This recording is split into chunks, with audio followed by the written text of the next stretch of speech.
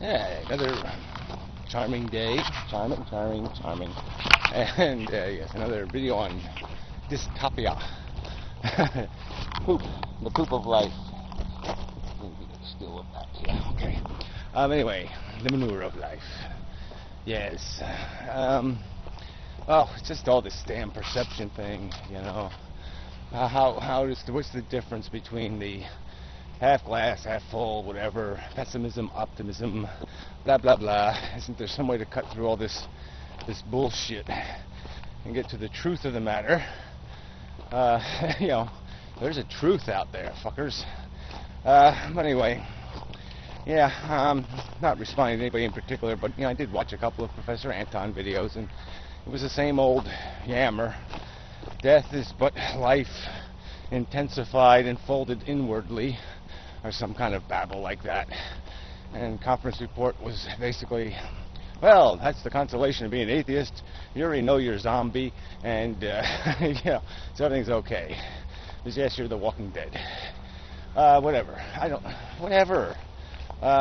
You can't make anything out of this stuff. So I'm just going to go with a simple thing, you know, personal experience shit.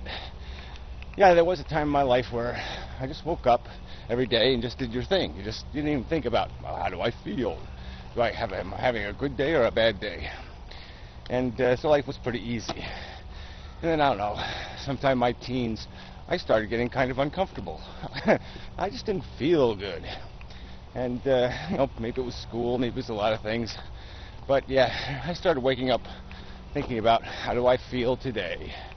How, you know, do I feel like really throwing up or just a little bit like throwing up? And so I started doing this empathy thing because all of a sudden I knew what it was to feel like shit all the time, almost. And so I remember reading, I used to get these Time Life books in the mail, and my parents signed me up, and it was kind of good. You know, family thing, but, you know, whatever. I was the only one who read them. And there was one called The Mind. And I remember it was a really good book. I mean, it had different, you know, it went into different functions of your brain and the parts and stuff, and optical illusions, different things. But it had these images, these drawn images of people in the nut house. Ooh, spooky, horrible, really bad. Passerby. Hey, pup. Hey. Okay, little beastly dog. Pit bull in it. I could see it. I could see the pit bull in him. Anyway, fucking goddamn breed. Anyway, so you know, I got these books, and I remember those images. Just, you know, it's one of those moments in your life where something just sticks, you know, and I just stuck.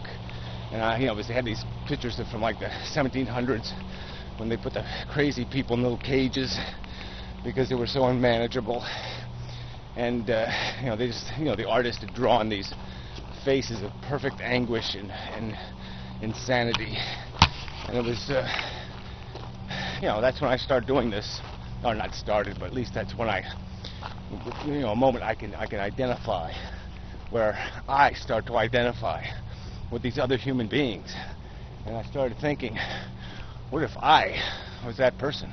What if I had to live that life? Holy shit, not good.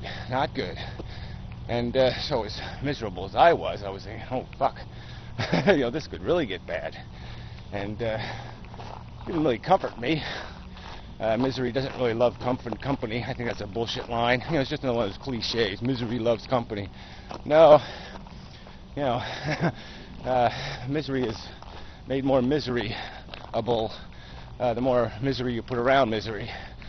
There's no benefit from, at least it did me no good, to contemplate not only am I miserable, but there's even worse misery out there. This is just fucking, it's bullshit. And so anyway, getting back to the present, it's like yesterday I had one of those moments you have where you're just having a light philosophical conversation with somebody, and you just kind of get on the vague subject of, well, life is kind of bullshit. And they were one of course, the glass is always half full. It's never half empty. You know, it's just like, oh, nature is so beautiful, and every little piece of it I love. Oh, I just marvel and marvel, blah, blah, blah, blah, blah. You have to, you know, that kind of crap. You have to You just have to, as if my psychology is the broken psychology. Yes, if you're finding fault with the spectacular pageantry, then somehow you're broken, and you just need to get unbroken. Ugh, it's just so insufferable. But the Pollyannas rule the world, of course, because they breed. And so that's what we're stuck with. But it's a bullshit dynamic. It's a bullshit argument. Oh, it's this whole thing. Like, some asshole has a passion to climb Mount Everest. And you're like, yeah, right. It's been done already, asshole. What's the accomplishment beyond your subjective self-obsession with a non-event, or however you want to describe it? I mean, it's just complete bullshit. But that'll justify anything. It'll justify wasted suffering, pointless expenditure. It's just for nothing. This is the dynamic of life. And this sitting back and just saying, oh, well, let the games begin, kind of laissez-faire attitude. Like, well, it's just doing its thing. It doesn't worry me any. Well, I don't know how it doesn't worry a rational brain. How does a rational brain escape the rational equation that all of this has to be accounted for? You can't just look at one little cabbage's life and say, oh, that cabbage has a spectacular life. You have to look at the whole fucking patch and what's happening to the whole patch. And you have to blend it all together somehow into a definition of quality. And I think if you do that with the human experience over the history of the human experience, you come up with a shitty brown color that is, just repugnant, a stinky load of manure.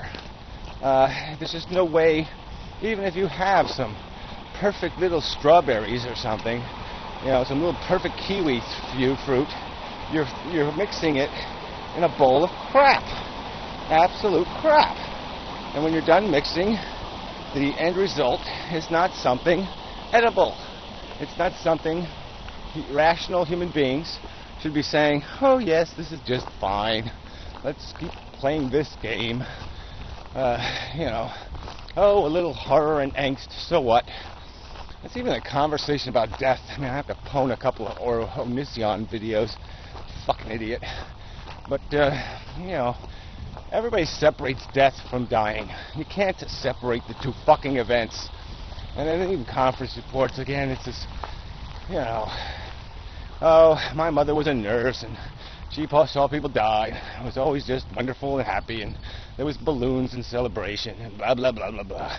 Well, I've seen people die, too, and what they do is suffocate, and there ain't nothing pleasant about it. And sometimes they take 5 or 6 years to get to the suffocation part, where they're completely and horrifically miserable.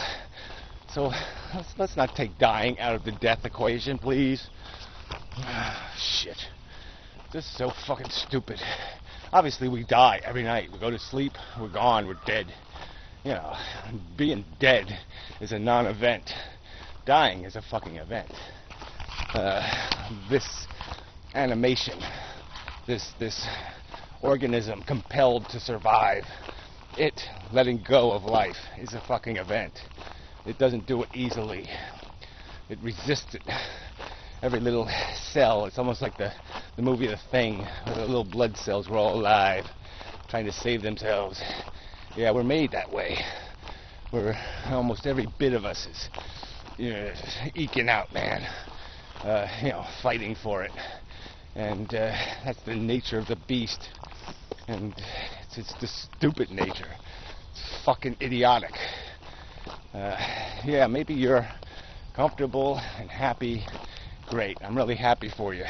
If we could, clone you and make everybody like you and everybody be just happy, then great. Go ahead. Play your game. But until then, have some fucking respect for the fucking suffering. Have respect for the mediocrity. the pain, the price paid for this shit. This is not some kind of Pollyanna, don't worry, be happy event. It's just not. Bastards. Noisy garbage truck coming. Alright, probably enough of a video. It's always enough. I'm gonna run. Yeah, I did it. Wow, I ran across the street. That's reason to live right there. I ran across the street. Oh, it was fun. Oh, spectacular. I ran across the street. It was so fucking spectacular. Da-dee-da-dee-da-dee-doo. Got all... Oh, look. Oh, a little dandelion flower. Oh, that was so intense.